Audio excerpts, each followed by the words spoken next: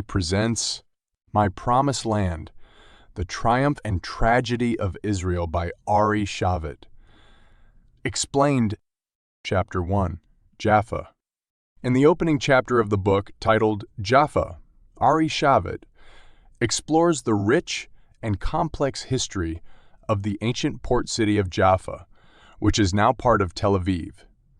He delves into the unique character of Jaffa and its significance in the broader context of Israel's history and identity. Jaffa is a city with a storied past, dating back thousands of years. It has been a key location in the history of the Holy Land, inhabited by various civilizations and cultures throughout the centuries. Shavit discusses the cultural diversity and the historical confluence of different communities in Jaffa, including Arabs, Jews, and Christians. One key theme in this chapter is the tension between the Jewish and Arab communities in Jaffa, a microcosm of the larger Israeli-Palestinian conflict. Shavit uses personal stories and historical anecdotes to illustrate the challenges, aspirations, and conflicts that have characterized the city. For example, Shavit may discuss the experiences of Jewish immigrants who arrived in Jaffa during the early 20th century, seeking a new life in the Promised Land. He might also describe the Arab population's perspective on the changing demographics and political landscape of the city. Throughout the chapter, Ari Shavit provides readers with a nuanced understanding of Jaffa's history and its role in shaping the broader Israeli narrative. The city of Jaffa serves as a microcosm for the complex issues of identity, coexistence, and conflict that are central to the story of Israel. This chapter is the starting point for Shavit's exploration of the multifaceted history of Israel, setting the stage for the broader narrative in the rest of the book. Chapter 2, Lydda.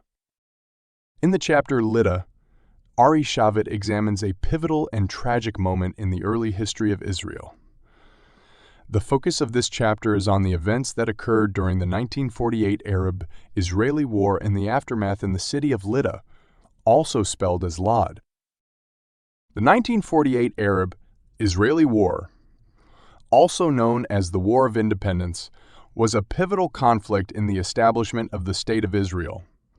The city of Lydda, situated between Tel Aviv and Jerusalem, had strategic importance and was home to a significant Palestinian Arab population. In this chapter, Ari Shavit provides a detailed account of the events that unfolded in Lydda during the war. He explores the displacement and expulsion of the Palestinian Arab population, as well as the difficult decisions and actions taken by Israeli forces. This includes the controversial Operation Dani, which resulted in the capture of Lydda. As part of the expansion on this chapter, Shavit may recount personal stories and interviews with individuals who experienced the events in Lydda. These stories could include accounts of Palestinian Arabs who were forced to leave their homes and the experiences of Jewish soldiers and commanders involved in the operation. For example, he might share the story of a Palestinian family's harrowing journey as they fled Lydda, or the moral dilemmas faced by an Israeli officer tasked with implementing orders in a city with a significant civilian population. The chapter Lydda serves as a poignant exploration of the moral complexities and tragic consequences that accompanied the birth of the State of Israel.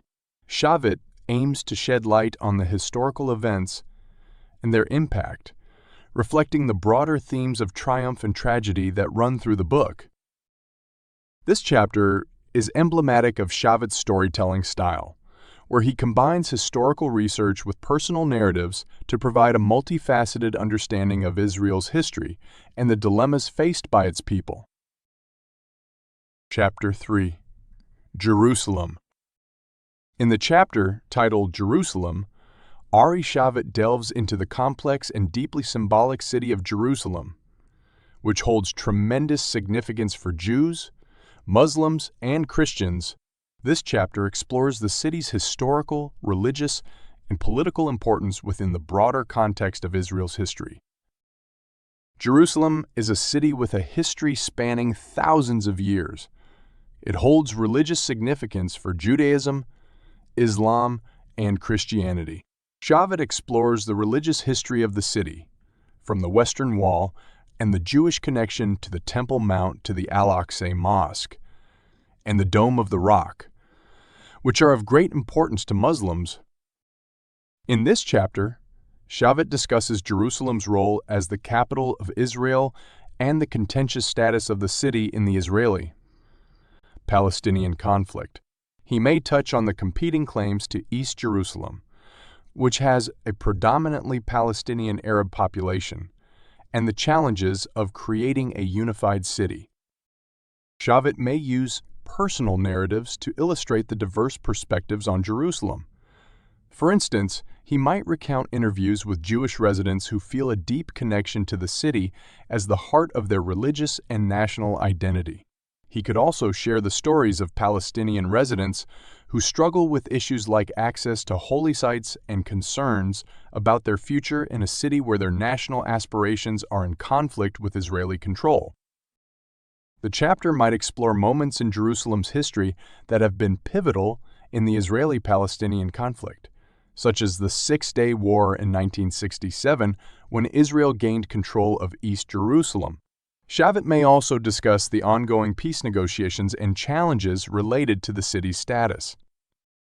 Ari Shavit's treatment of Jerusalem in this chapter reflects the book's broader theme of the triumphs and tragedies that have characterized the history of Israel. It provides a nuanced understanding of the city's role in shaping the national and religious identities of multiple communities and its central place in the ongoing Middle East conflict. Chapter 4. Ein Harod. Kibbutz Ein Harod was founded in the early 20th century during the Second Aliyah, a wave of Jewish immigration to Palestine. It was named after a nearby spring and is considered one of the earliest and most iconic kibbutzim in Israel. It symbolizes the ideals of communal living, agriculture, and self-sufficiency. In a chapter discussing Ein Harod, Shavit is likely to explore the historical and cultural significance of this kibbutz. This could include its founding, early struggles, and its role in shaping the identity of Israeli society. To provide more context and depth, Shavit might recount personal stories from individuals who have lived in or been associated with Ein Harod. These stories could illustrate the challenges and triumphs of life on the kibbutz, the social and economic experiments that took place, and the values upheld by its members. For instance, Shavit may tell the story of a family who moved to Ein Harod in the early 20th century, motivated by the dream of building a new life in the Promised Land. He could explore their experiences as pioneers, the difficulties they faced in creating a self-sufficient community, and the sense of purpose and collective spirit that sustained them.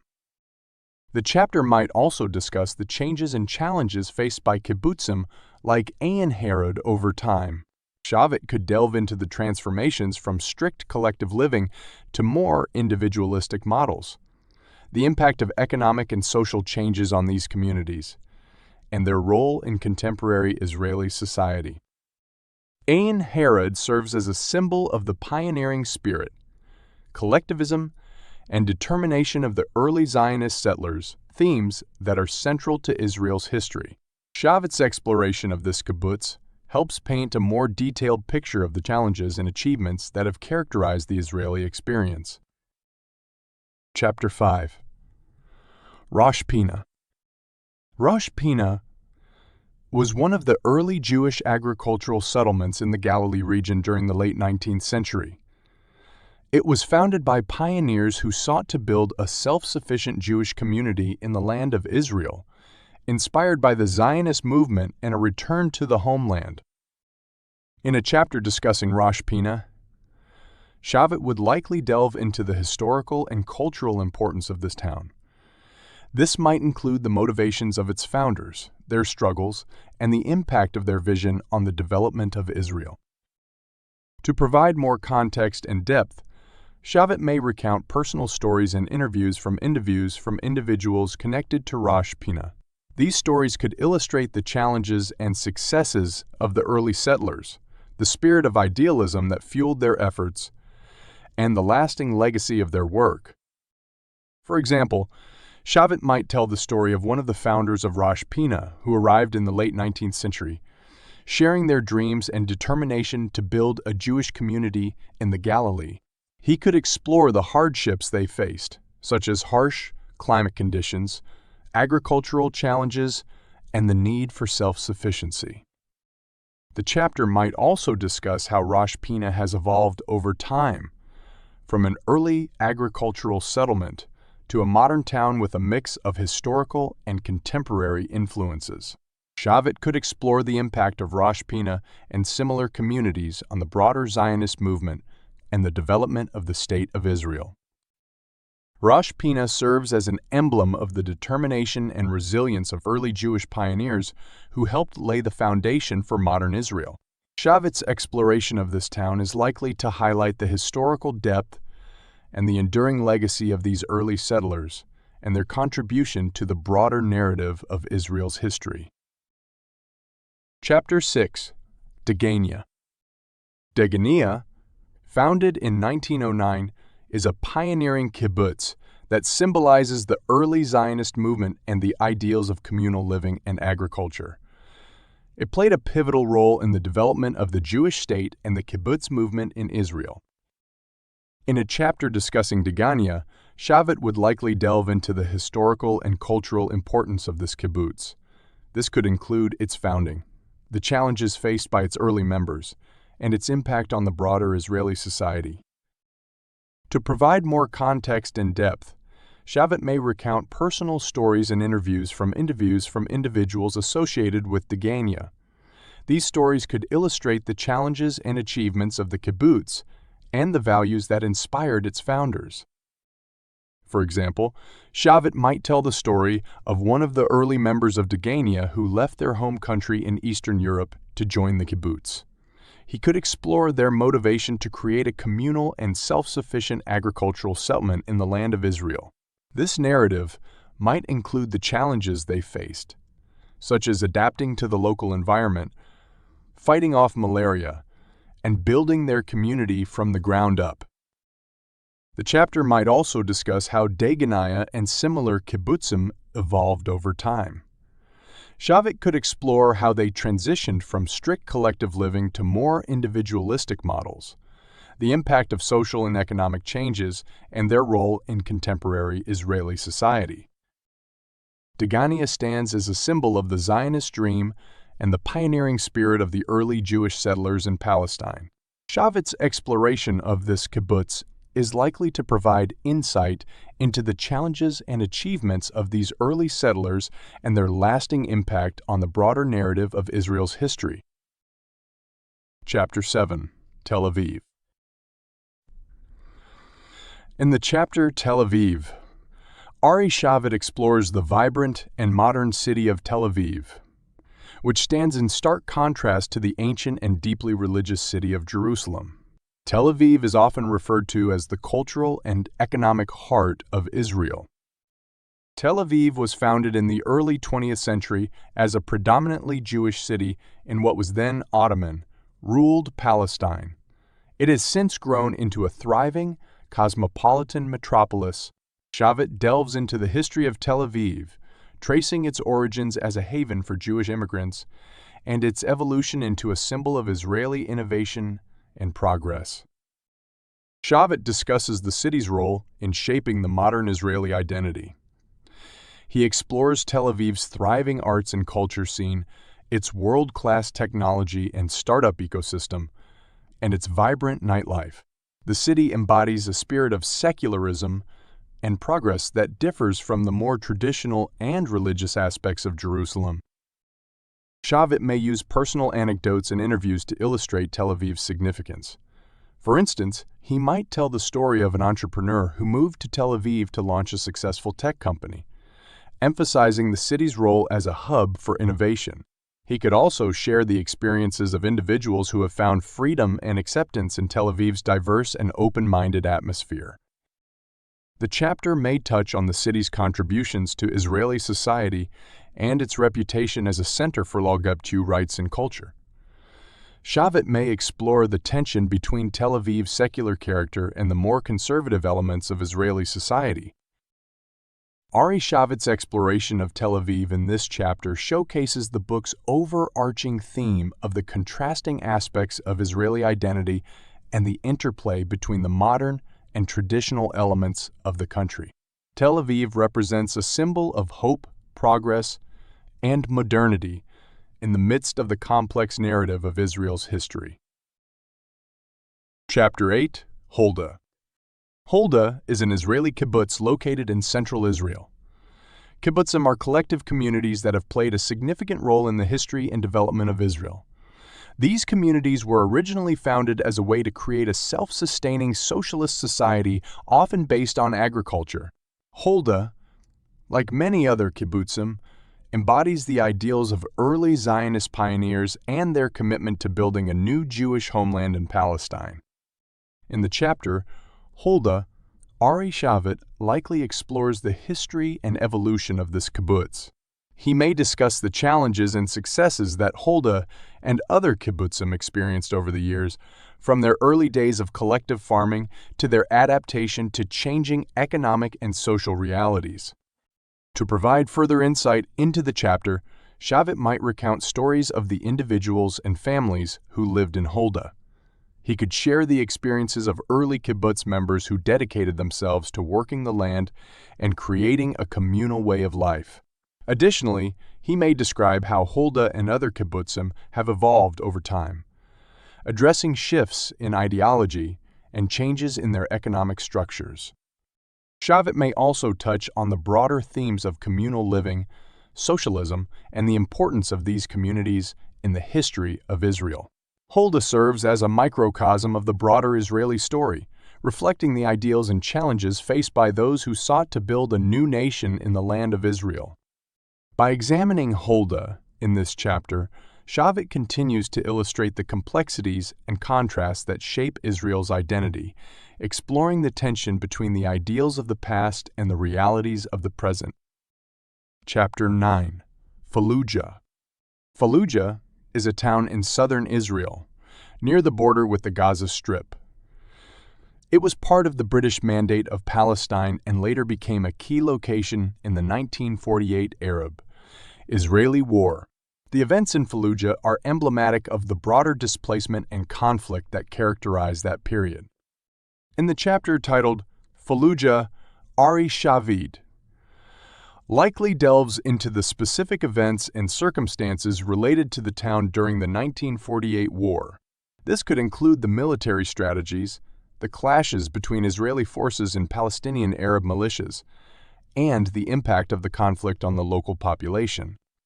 To provide more context and understanding, Shavit may present first-hand accounts from individuals who lived through the events in Fallujah. These could be narratives from Palestinian Arab residents who fled the town due to the hostilities or from Israeli soldiers who were part of the operations in the area. These personal stories would serve to humanize the historical events and convey the emotional and moral complexities involved. For instance, Shavit might describe the experiences of Palestinian families who were forced to leave their homes and possessions, highlighting the lasting impact on their lives. He could also recount the challenges faced by Israeli soldiers, exploring the moral dilemmas and the difficult decisions they had to make during the war. Fallujah in this chapter serves as an example of the tragedy that occurred during the 1948 Arab-Israeli War, contributing to the broader narrative of the birth of the State of Israel. Shavit's exploration of this specific location demonstrates how individual stories and experiences are intertwined with the larger historical events that have shaped the region. Chapter 10, Masada. Masada is a UNESCO World Heritage Site and an iconic symbol of Jewish history and resistance. It's a mountaintop fortress in the Judean desert, overlooking the Dead Sea. The site is famous for its historical significance, particularly the events of the First Jewish-Roman War in 73-74. In the chapter titled Masada, Ari Shavit likely explores the historical and cultural significance of this location. Masada is synonymous with the last stand of Jewish rebels against the Roman Empire, and it has a profound place in the Israeli and Jewish collective memory. To provide more context and insight, Shavit may recount the historical events that unfolded at Masada. This could include the story of the Jewish rebels who, after a lengthy siege by Roman forces, chose mass suicide over surrender in order to avoid capture and enslavement. This event has been the subject of various historical accounts and legends. Shavit might also discuss the symbolism of Masada in modern Israel. The phrase "Masada shall not fall again" is a powerful and often used slogan symbolizing the determination of the Jewish people to never be defeated or oppressed in the same way again. Shavit could present the perspectives of modern Israelis and their connection to this symbol. Additionally, Shavit could explore how the story of Masada has been reinterpreted and reevaluated over time, both in Israel and globally, as well as how it has been incorporated into the broader narrative of Jewish and Israeli identity. The chapter on Masada represents a key element of the book, as it illustrates the historical depth and emotional resonance of certain sites in Israel. Masada is a powerful symbol of Jewish defiance and resilience, making it a fitting subject for Shavit's exploration of triumph and tragedy in the Israeli experience. Chapter 11. South Hebron. South Hebron, like many areas in the West Bank, has a complex and multifaceted history. It's a region that has experienced a high degree of tension and conflict due to the Israeli occupation and the presence of both Israeli settlements and Palestinian communities. In the chapter titled South Hebron, Shavit is likely to delve into the geopolitical dynamics of this area, discussing the challenges and complexities faced by both Israelis and Palestinians who live there. To provide more context and depth, Shavit may include personal stories and interviews from individuals living in South Hebron. These stories could offer insights into the daily experiences, struggles, and hopes of both Israelis and Palestinians in the region. For example, he may tell the story of an Israeli settler who moved to the area, motivated by religious or ideological reasons, and the challenges they face in living in a contested area. On the other hand, Shavit could also share the experiences of a Palestinian family living in a village in South Hebron, detailing the difficulties they face due to restrictions on their movement and access to resources. Shavit might explore the impact of security measures, checkpoints, and the Israeli-Palestinian conflict on the daily lives of those in South Hebron. The chapter may also touch on the political implications of settlements and land disputes in the area, considering the broader challenges related to territory and sovereignty. By discussing South Hebron, Shavit provides a window into the ongoing challenges and tensions in the Israeli-Palestinian conflict. This chapter represents a part of the larger narrative of Israel, reflecting the region's significance in contemporary events and the complexities of coexistence and division in the West Bank. Chapter 12. The Galilee. The Galilee has historical and cultural significance in Israel. It's known for its natural beauty, biblical history, and as a place where both Jews and Arabs have lived for centuries. It represents a unique example of coexistence and tensions between different communities. In the chapter titled The Galilee, Shavit probably delves into the cultural, historical, and social dynamics of this region. This would include the interactions and sometimes conflicts between Jewish and Arab communities living in the Galilee. To provide more insight, Shavit may recount personal stories and interviews with individuals from both Jewish and Arab communities in the Galilee. These stories could illustrate the lived experiences, the challenges, and the aspirations of people in the region. For example, he might share the story of a Jewish family who have lived in the Galilee for generations, maintaining their connection to the land and their traditions. At the same time, he could describe the experiences of Arab citizens of Israel who reside in the Galilee, discussing issues such as identity, coexistence, and their place in the broader Israeli society. Shavit could also explore the history of Jewish settlement in the Galilee, the creation of kibbutzim, and the establishment of new Jewish communities. He might discuss the efforts to build bridges between Jewish and Arab communities, as well as the challenges and complexities of achieving peaceful coexistence. The chapter on the Galilee would be a microcosm of Israel's diverse and often complex society. It represents a region where different communities with deep historical and cultural roots interact and coexist, reflecting the broader themes of identity and coexistence that are central to the Israeli experience. Chapter 13. Latrun. Latrun is a strategic location in Israel, known for its role in various conflicts, including the 1948 Arab-Israeli War. The area is home to the Latrun Monastery, a site of historical and religious importance, as well as the former British police fort and a tank museum. In a chapter titled Latrun, Shavit probably delves into the historical and geopolitical importance of this region within the context of Israeli history. This could include discussions of key events, battles, and the broader implications of the region in the Israeli-Arab conflict. To provide more context and insight, Shavit may recount historical events that took place in the Latrun region.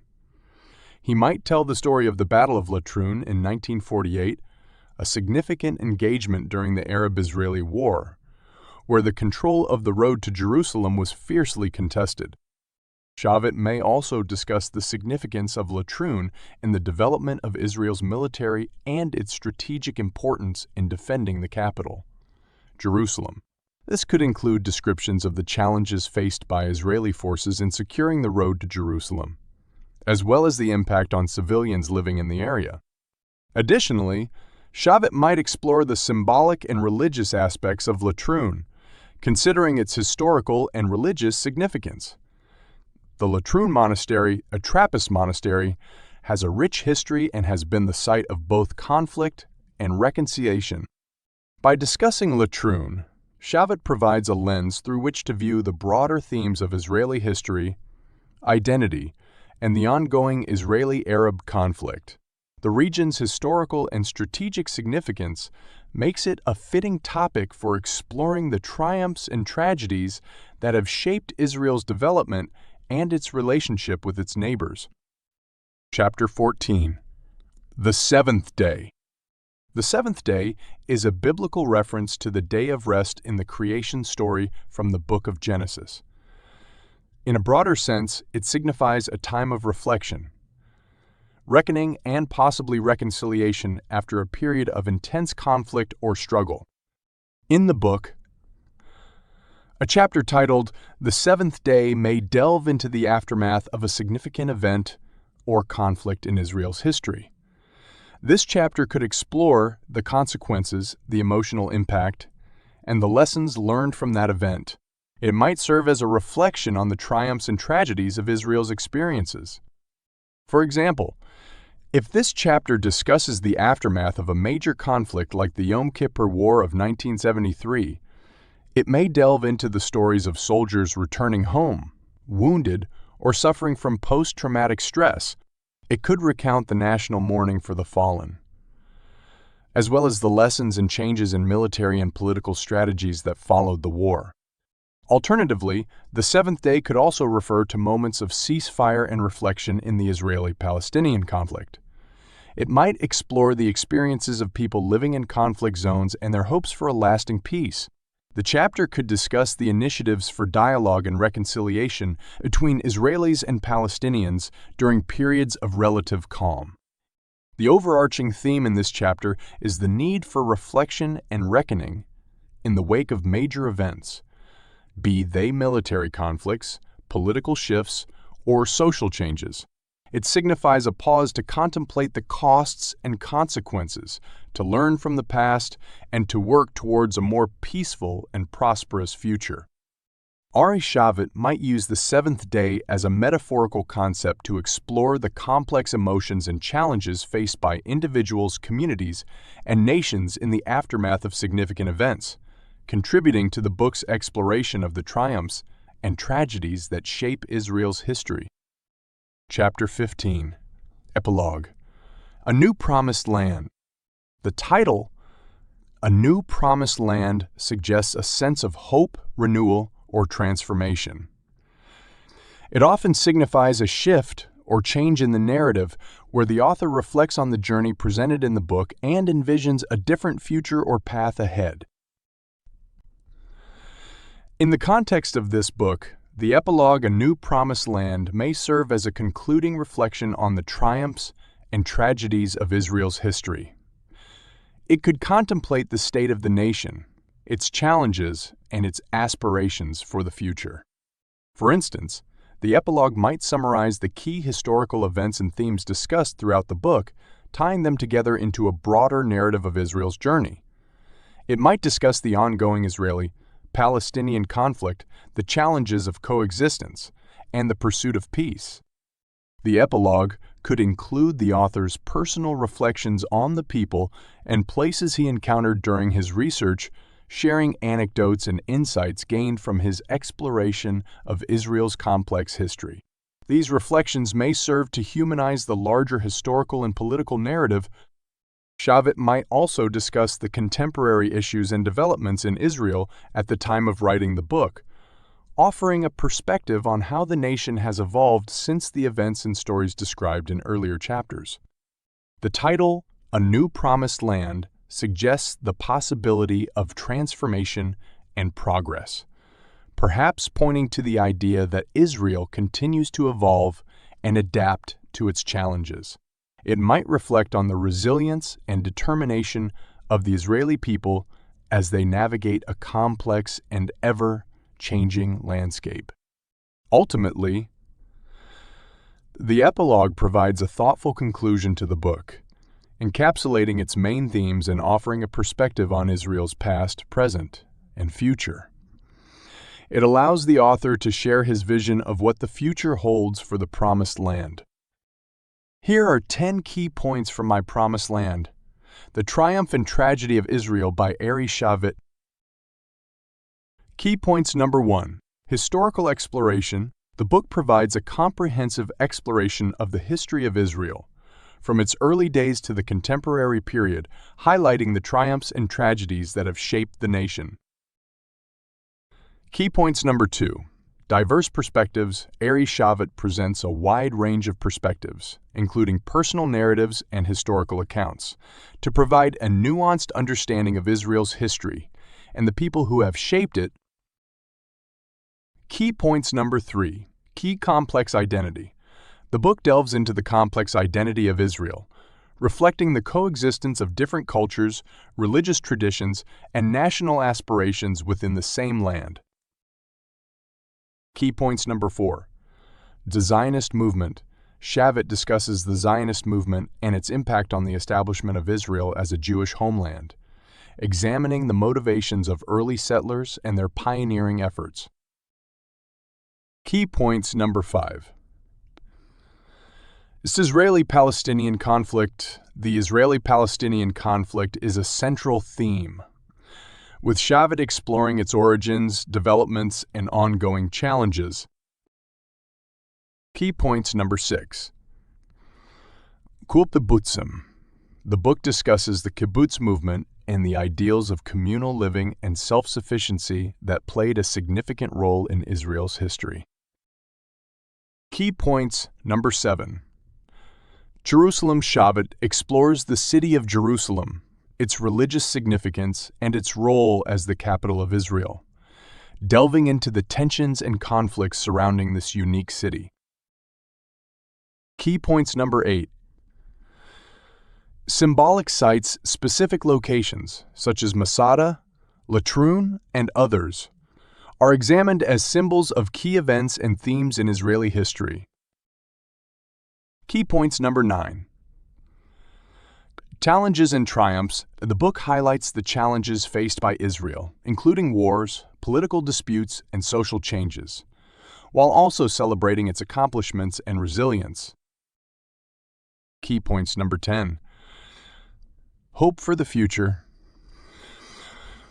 Shavit's exploration culminates in reflections on the future of Israel, suggesting a new era and continued challenges and opportunities. Thank you so much for watching at Audiobook Academy. I hope you found this video enjoyable and informative. If you did, don't forget to subscribe to my channel for more amazing content just like this.